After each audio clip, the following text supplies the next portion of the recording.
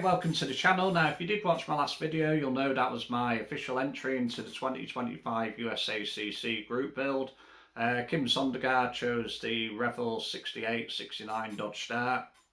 Also a bit of a late start on this one, but I've been working on it since sort of last Wednesday, in a few hours in an evening here and there, so we've progressed it quite a bit, so we will be turning the camera around shortly.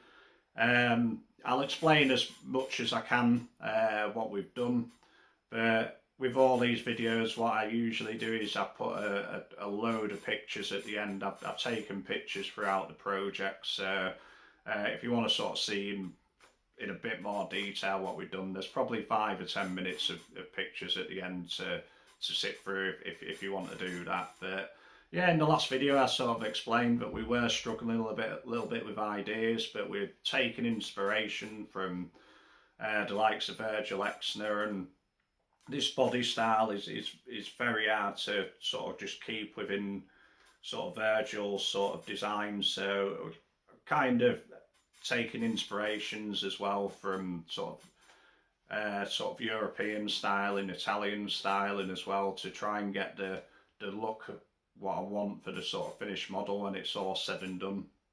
Sort of Pininfarina gear, all that kind of thing. We're just having to sort of take bits and pieces, you know, from various sort of design eras in the world, mainly the 60s, and we're trying to work it into this model. And what we're going to look at behind us when I spin the camera around, it's just the foundation of the whole model going forward. There's been a lot of modification I've done in the last week or so. There's going to be a lot of weird shapes what might look well weird in raw plastic, so to speak, but I think in the end it's going to kind of work together. Really happy with what we've done so far and what have you. But I'll try, like I say, I'll try and talk you through it, try and keep the video as short as possible. Didn't really know how to open up this video, so I thought I'd just do another sort of this kind of style opening as well, where you have to see me face again. So without further ado, I'll spin the camera around and we'll see how far we got. So we'll see you in a second. Right then, well, this is where we are with the project so far. We've done quite a bit since we started on this last Wednesday. Just been trying to work in on evenings, a few hours, just so we can get this thing moving on a little bit, and like I said, just set the foundation to where we want to take it. What I've been doing is trying to get it to the point where I can put it in some filler. A lot of this stuff's been grafted in already, so it shouldn't really take a lot. But I really want to get on the trim work, so none of this sort of evergreen strip is actual trim. These are going to be the foundations of the body lines, and it does look a bit weird right now, but I'm hoping once it's all come together, you know, it'll start looking more like what I've sort of had in mind. I kind of done everything with the ideas to two-tone it, certain body lines to cut off. I tried to keep some of the dark body lines, so you know, it's still, if you look hard enough, you can sort of see the origins of the model. But we have modified it quite a bit to take away the slab-sided sort of design of the Dodge Start, so to speak. I mean, we'll take it off the stand and we'll start going through it. I'll raise the camera up a little bit just so we've got a bit more room to work with. But just move that out of the way. And we're going to be using that built model to sort of talk us through it a bit more. But yeah, the first thing I did really, like I said, I wanted to lower the roof line. But I didn't really want to chop the roof, and I thought I'd kill two birds with one stone. So what we've done is we cut the roof away. I'll use this to sort of demonstrate if I can put any pictures as we're going along up. I mean, I'm not utilising InShot as to its full potential at all at the moment, to be quite honest, and I really do need to learn that. But Yeah, the first thing we did was we cut along this swage line here, right up to the back of the roof, scribed along the rear deck and cut along this line here. That completely released the roof from the model. And I just didn't really like, it's just such a square shape, this thing. It just didn't lend itself at all to the shape I really wanted. I was just looking at the body on the first day I opened the kit, seeing how we could manipulate them body lines, like I said. So once the roof was off, the next thing I did was I wanted to alter this body line here. I wanted it sort of swoop down and then go up again. So that was just achieved with scribing along this line here.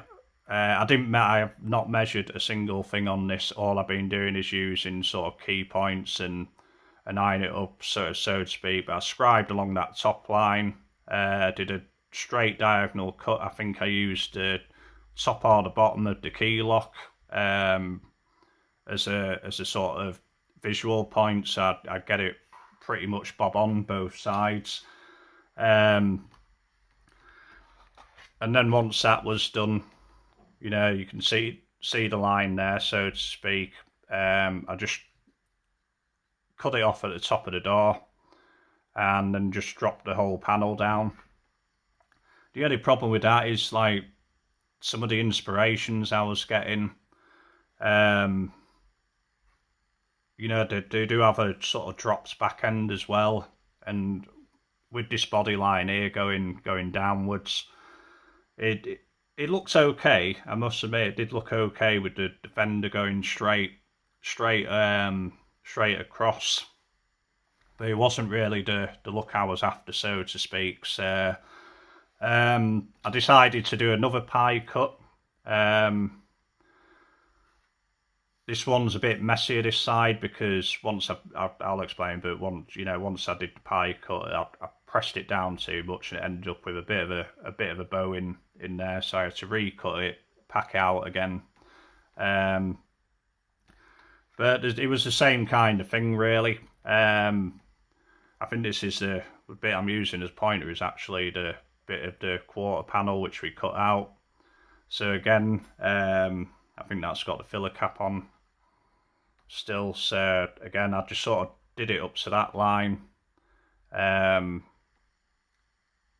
then straight. I think I did it just above the marker light. That was me sort of my guide for laying the tape down. And I did use scribers for all this. I didn't want to use a razor saw. It was taking out too much. It would just take out too much material. But with that, you know, that sort of dropped down the quarter panel. Like I said, this one went a bit too low. I did leave it for a couple of days, but it was just niggling me. I thought I could sort of pack it out with filler, but I thought if it's tucking the quarter down, and it does look like a big chunk of plastic in there, but you got to think I did actually cut it using razor saw, so that took out quite a bit of material. So it's level either side, but I thought if it's bowing down, that's probably going to pull the roof down. But yeah, we just scribed it again. That separated the bottom of the quarter panels, and then we just glued it shut again. And these aren't really hard modifications. You know, it took probably, you know, half an hour to do both sides. It wasn't a massive lengthy job or anything. So that gave us the overall sort of shape I was after. And as soon as those two bits were done, I could then set the roof back in place. That was the next step of it all. But I wanted to lower it into the body, so where I'd cut along them lines, you know, that they're the tops of the original doors, just glued them to the body line, so to speak. That, it, like I say, it killed two birds with one stone, because I shifted the roof back down into the recesses, you know, because I'd neatly scribed it along here, That allowed the roof to be lowered but still appear somewhat stock. We can still use the glass in this, of course, but that also gave me a bigger sort of scuttle panel, so to speak, to work with, and it elongated the hoods. I mean, the post pretty much starts at the edge of the door on this one, and you could see how far we've moved that roof looking back without it looking silly, so to speak. So, I mean, some people might think this project looks really silly already, but you know, it is what it is, and you know, I think I'm getting to what I want to do. So, and then I was kind of bit stuck of where else to take it. So I just went through parts box and I picked out a load of select parts, which, you know, I thought I could use, you know, just to try with it. But the bit I chose was this for the front end was this panel from it's the AMT 64 Pontiac Grand Prix styling part. I'm sorry, I'm just in background, just bumpers are just stuck on with white tacks. But yeah, it was a rear end custom part, rear roll pan to this. And I've never liked this part at all, to be quite honest with you, and I threw it around the box loads of times, disregarding it as I was looking for other stuff. I think once I set it against the front edge of the panel, the dart's front fender, it just reminded me of one of the illustrations by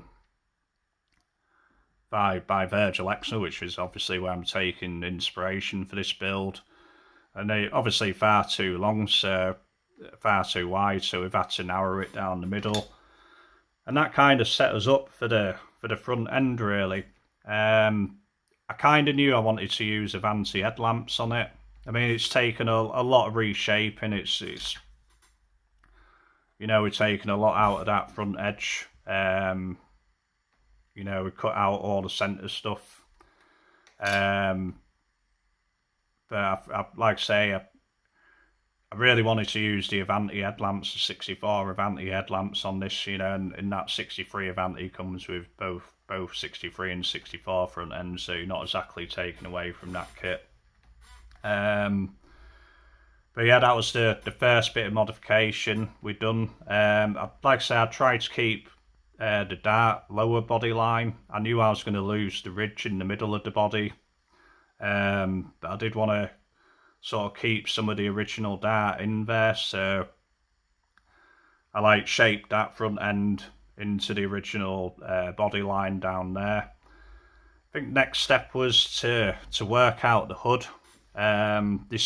This kit comes with two hoods, so I kind of knew we would need to fill this panel here, this sort of bulkhead panel, and I wasn't too sure what to do with it, to be honest. It was just, I think I'd burnt out by the end of that day, and again, like I say, I just keep the thing near where I am when I'm watching a bit of telly, when I'm sort of burnt out on an evening. And I pulled this dart hood. This is the hood from the AMT Stocker, Richard Petty Stocker kit. And I was just resting it up against there, because I was obviously thinking how to sort of shape this hood into the rest of the body line, so to speak. But when I was resting that hood on there, I really liked the sort of open sort of vent look to that. Kind of reminded me a bit of the old Toyota Crowns, to be quite fair. But and this hood did have sort of well, similar to what I'm doing there. That's kind of where I've got this thing from, but I've had to shave them off, and we're going to reinsert something similar. But I used them original body lines to pancake the hood. The rear scuttle panel, we call them scuttle panels over here. What you call them over there, completely, I can't remember off the top of my head. but we used the custom, not custom, the drag hood from the kit. I cut the sides of the vents of the hood scoop off just to, because I only needed back portion, and I didn't know at that point if I was going to use the other hood. And to be quite honest, filling these in, I would have had to fill all these in with super glue and baking soda. Otherwise, I would have ended up with holes in these. So I thought this was the better hood to use for that scuttle panel. But then it was obviously it's a big old area is that, so I've grafted in some like events in there. We're gonna retrim, or like gonna put some trim round here. Probably gonna end up body colour, but I just wanted to break up this big area of the panel. But I couldn't put anything on yet because we're gonna end up doing a lot of body work around here. That's why I decided to take these vents off, the body lines off of the original Stocker Dart hood, just because with all the sanding around here, I didn't want to be fanning about trying to work around there. So just get it all out of the way. We can always reinstate stuff like that. So yeah, that was pretty much where I was with that. Kind of drew a blank at that point of what else to do with the front end. It was all looking very flat at the moment, so took a bit of a break from it, and moved on to the rear end. Now I always had it in mind. One of my favourite body lines is the 62 Dart rear end. Always loved that body line. So, and because it was another Dart, I thought, and we're turning this into a very GM looking car. I mean, this is looking very, very Buick at the moment. It's got some of the design ideas, you know, I've taken them from the 63 Vet. We'll get onto them soon, but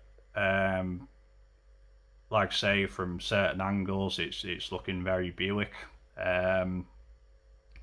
So we're just trying to give a bit of a head nod to the Dart again.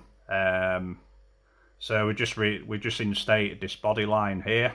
And that's going to be my brake line for one of the two-tone colour. I hadn't chosen 100% what colour we're going to go with. Rear deck we've done nothing with really, except from sand down the harsh body line. We just softened that edge up a little bit, and then I was like I say, I grabbed a load of bits and then for balances and what have you, and I just couldn't find anything at all to work with which would work with this. First thing I did, I knew I wanted a sort of narrow, I wanted a one light bar going across. We'll end up cutting that out of acetate, but we've actually used both front ends of the hoods. Cut both front ends off the hoods. I think we've got bits and pieces left over because what I wanted to do was stretch it out, and we've used that. We've used that hood to make the lower panel to the light bar. I've just glued, like I say, white tack this bumper on. I'm not 100% on the rear bumper yet, but yeah, I thought using that, it just gave me the kind of look I wanted.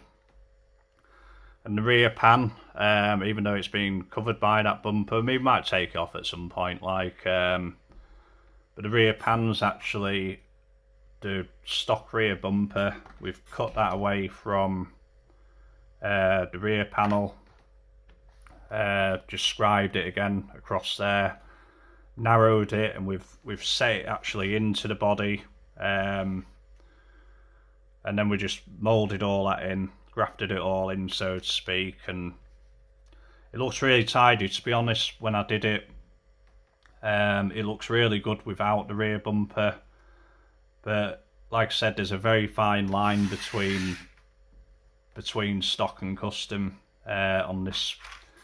I think the colours I'm going to use, I'm going to not be picking anything glary. Obviously the wheels I've chosen Go into that in a second, but they're obviously stock looking. The front bumper, I've just found that in the parts box, and I really like that front bumper. And that's definitely given me the kind of look that I want on this thing. Like I say, it's looking a little bit sort of Italian styling on the front.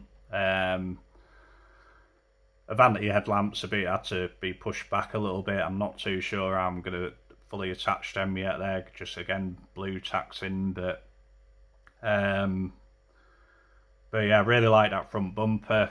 And I do want a rear bumper on the rear. I think the more things we do like that, the less custom it's going to look, and more like the concepts that I'm sort of aiming for. But yeah, once I put this trim on the side, I did cut I made a template just out of sheet styrene from the rear of the trunk lid, just for a bar to go in the middle.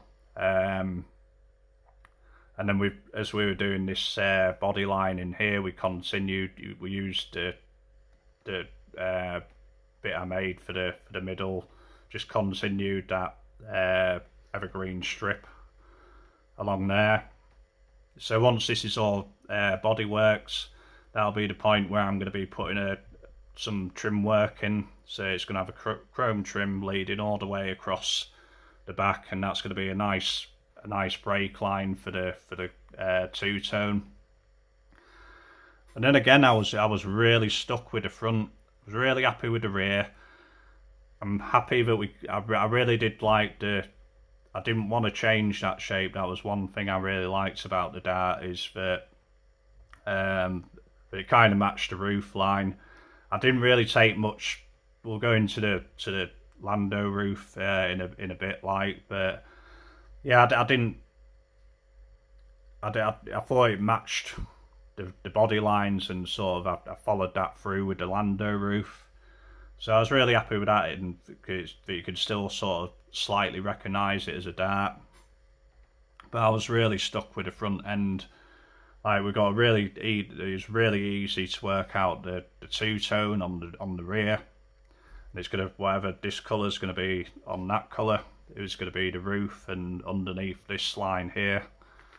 And I was drawing lines. I mean, I must have spent an hour and a half just drawing lines, trying to figure it out, to the point where I knew I had to put something down. I knew kind of I wanted the body line to follow the doors and the sort of swoop at the other rear trim and the deck lid. So I think the first thing I just laid this bit of evergreen around here. All this is going to be moulded in, and then again trim will probably go on top around here. But yeah, this will, once it's all bodyworked in, then we can start laying the trim down. And again, on an even, I just had the model there, the body there, and with my pencil. And I mean, once you do something, you can easily wipe it off with your finger, so to speak. And earlier in the day, I did have a Corvette. I think it was a Revell 67 vet body, actually, and I was looking at that and seeing if I could cut it up and work the fenders into there. And then after, because of the body line's so rounded, it just wouldn't have worked on that, so I kind of scrapped the idea at the time. But because I had this down, I did still really like that idea. It really needed a bit of shape in the front end. And like I say, it all looks a bit weird at the moment because they're all different shades of plastic and what have you. But yeah, I just drew a line. I just found a line on there, drew it on. Really liked it. Sort of shadows were on it a little bit. I didn't have strong light on in the sitting room. And then this is just a sort of proposed break off point. I don't know whether I think putting the two-tone just up to that point, it's not really. I want to kind of bring it into the body a little bit more. So I'm thinking of just way of trim ideas at the moment. So I've just got just penciled in a potential trim idea for that, and then we'll do the chrome line going across there, and then start trimming down here, and then that'll be a good strong line for the two-tone on there. But yeah, I was really happy with that once that came together. You know, once I worked that out, because I was really struggling to the point where I just had to leave it. And you know, obviously with pancake hood, I think being into that light, but the hood, you know, we just pancake the hood just to, because I did want a bit of an edge on there. I didn't want the hood going to the edge. Really, like I say, really like that, and that kind of fits on there like a glove like. So we're all good with that, so to speak. You know, the Lando roof, I'm not 100% sold on it yet, but I needed, because I've nearly cut the whole back end of the roof off at one point, but it does kind of flow now. I'm kind of getting to the point where, you know, I'm relatively happy with it. I've decided to go with masking tape. The reason, and I wanted to paint it, but just because of the longevity of using masking tape, I'm going to use a few tricks to try and seal that in. But the main reason was because we're using the original roof.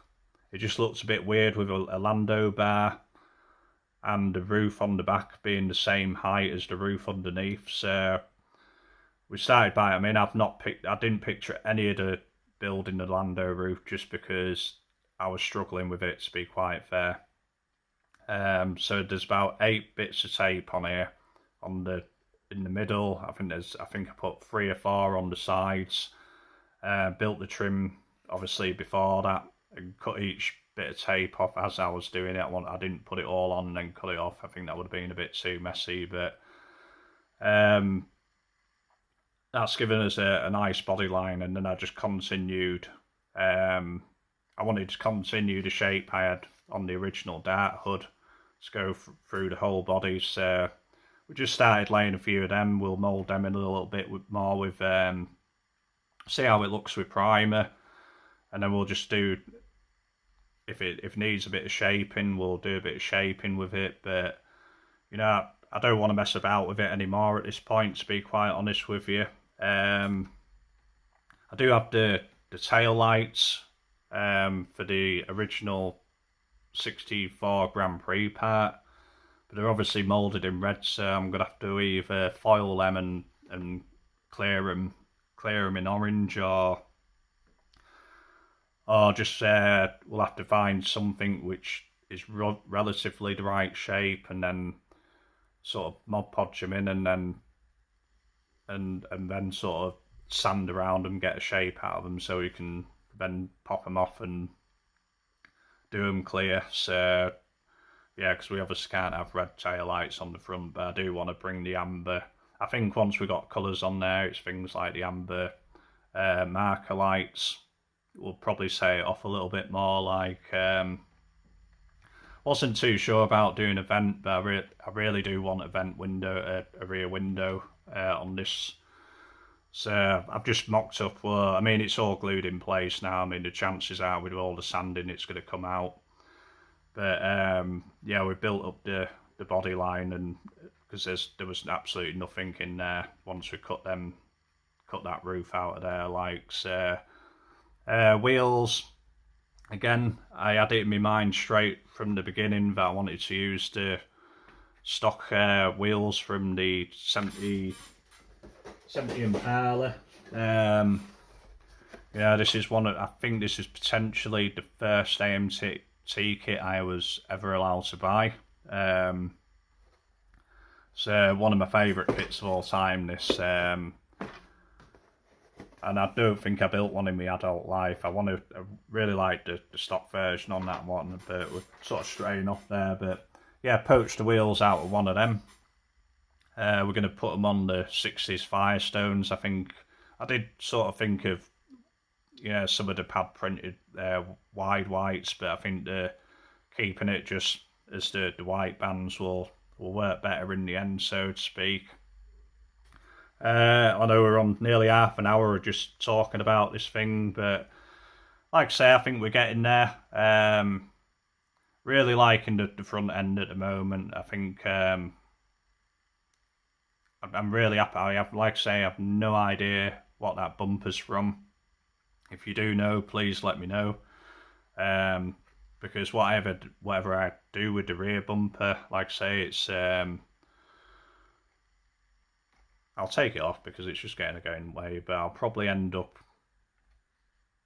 because it's got little red sort of bumper strip, rubber bumper strips on it, so I'll probably recreate that. I did similar on that Dodge Dart build, the Dodge, what was it, the Plymouth Roadrunner, Plymouth Satellite thing. It's a bit of evergreen strip on those, and we're probably going to do something with the centre of the bumper as well.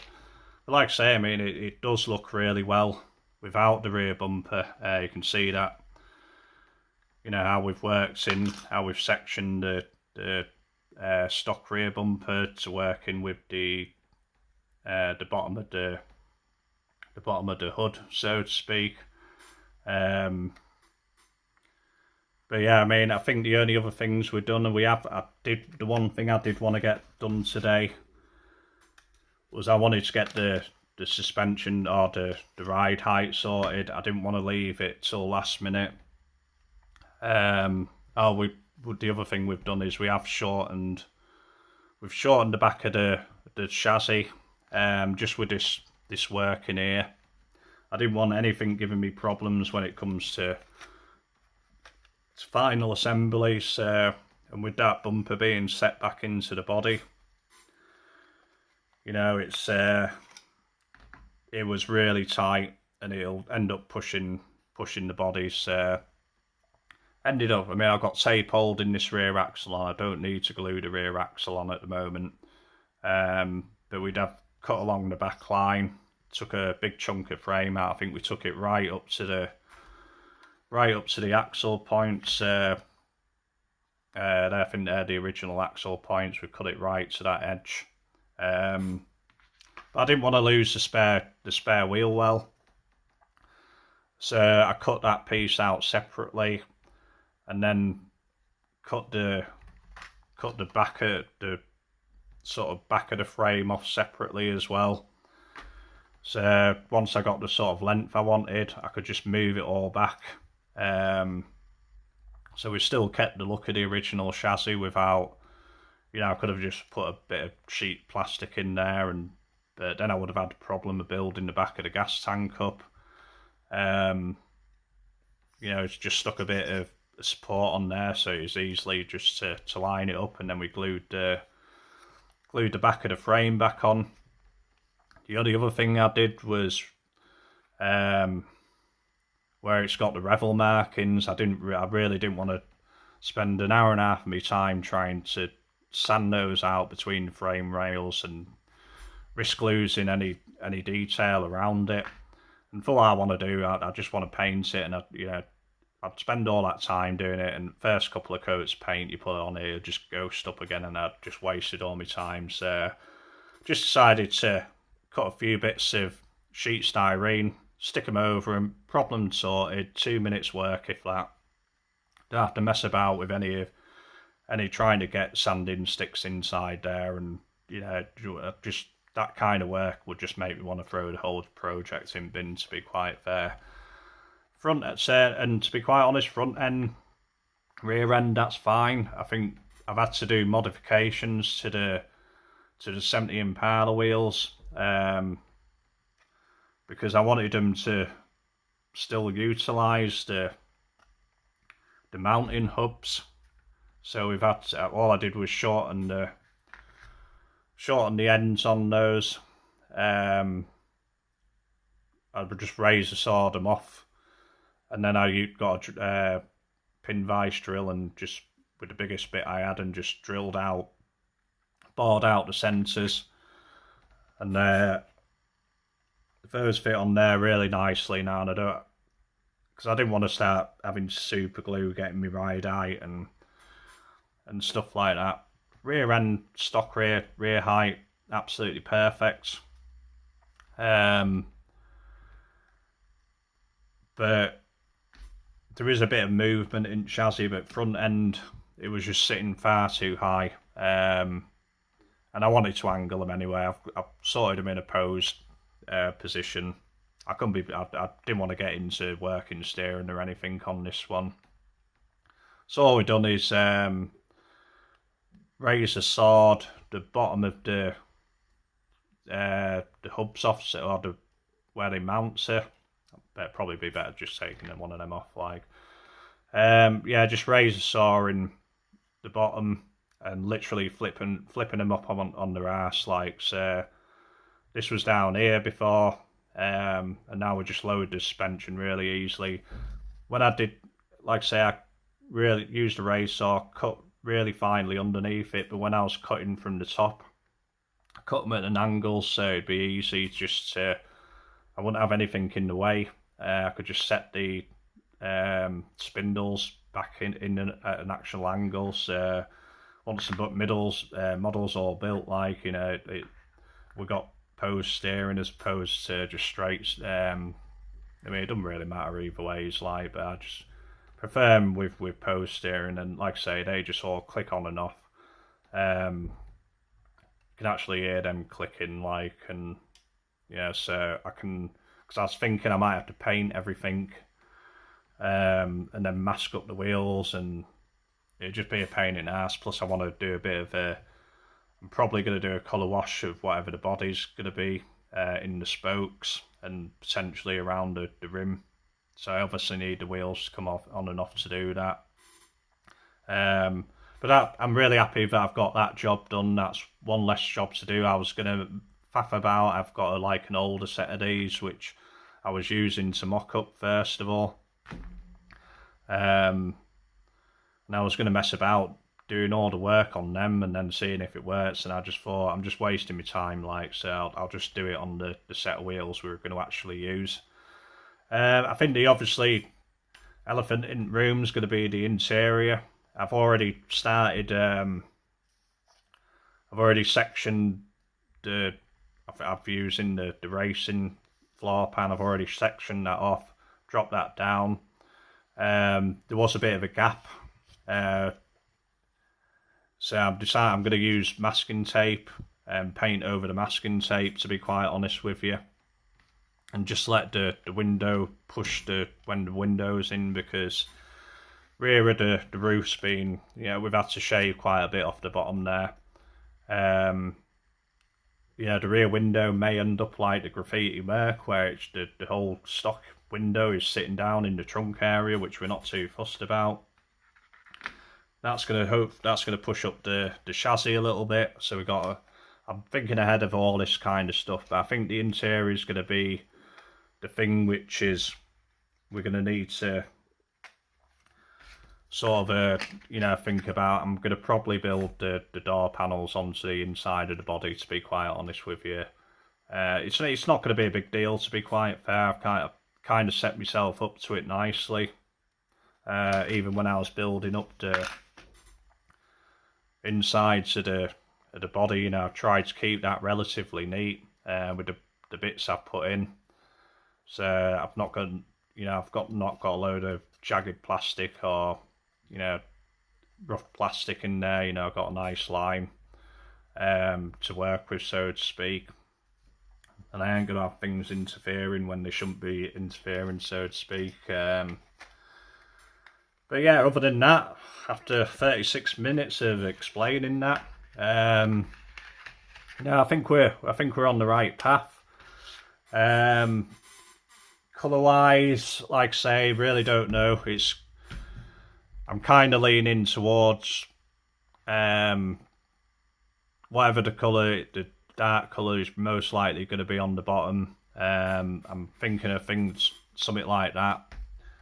And I went to Halford's, our sort of motor accessories shop, and got a very, very, very, very, very, very, very, very dark blue, almost black. I think this is because they've changed how they're doing the paints now. It's all on a spectrum, so I think this was 2 cans away from black.